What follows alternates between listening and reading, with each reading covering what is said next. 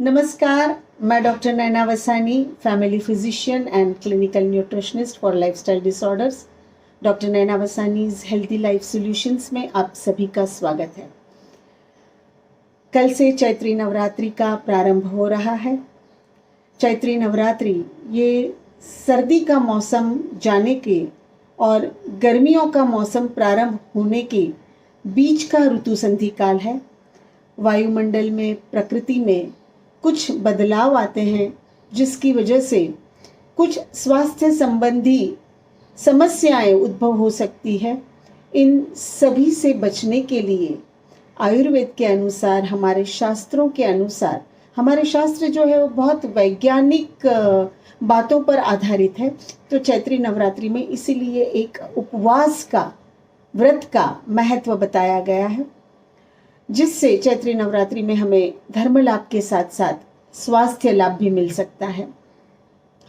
आयुर्वेद में रोगों को ठीक करने के लिए जो 6 प्रकार के उपक्रम बताए गए हैं, उसमें लंघन उपक्रम कराया जाता है, जिसमें निराहार रहने की सलाह दी जाती है और जो भी आहार लिया जाता है वो लघु और सुपाच्य रूप का आहार लिया जाता है। चरक संहिता में भी कहा गया है कि यत् किंचित लाघव करम देहे तल्लंघनम स्मृतम, अर्थात जो शरीर में लाघवता उत्पन्न करता है उसे लंघन कहा जाता है।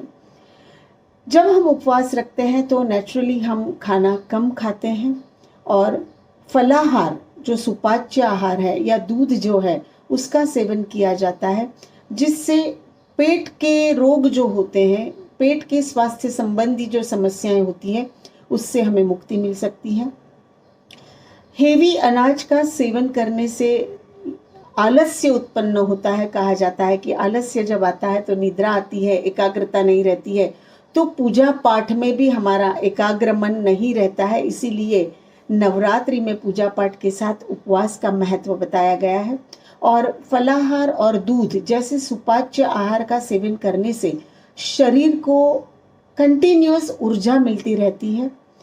किसी को अगर ब्लोटिंग वगैरह की, गैस की वगैरह समस्या जो होती है, तो ये ऐसे हल्की सुपाच्य आहार या उपवास रखने से उस समस्या से वो छुटकारा पा सकते हैं।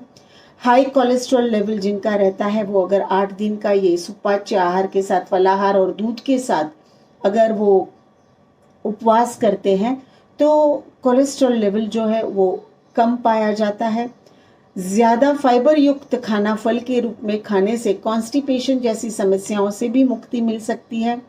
वज़न तो बिल्कुल कम होता ही है, लेकिन इस ऋतु में कुछ लोग जो है इस उपवास में नमक का सेवन नहीं करते हैं। चैत्र माह को गुजरातियों में अलूणा व्रत यानी कि बिना नमक का कुछ लोग जो है वो फॉलो करते हैं, क्योंकि इस ऋतु में लवण रस, मधुर रस और अम्ल रस यानी कि खट्टा, मीठा और नमकीन खाने से जो है वो कफ की वृद्धि होती है। तो ये सब कफ संबंधी समस्याओं से छुटकारा पाने के लिए चैत्र माह की नवरात्रि में जो है वो नमक कम खाया जाता है या बिल्कुल नहीं खाया जाता है।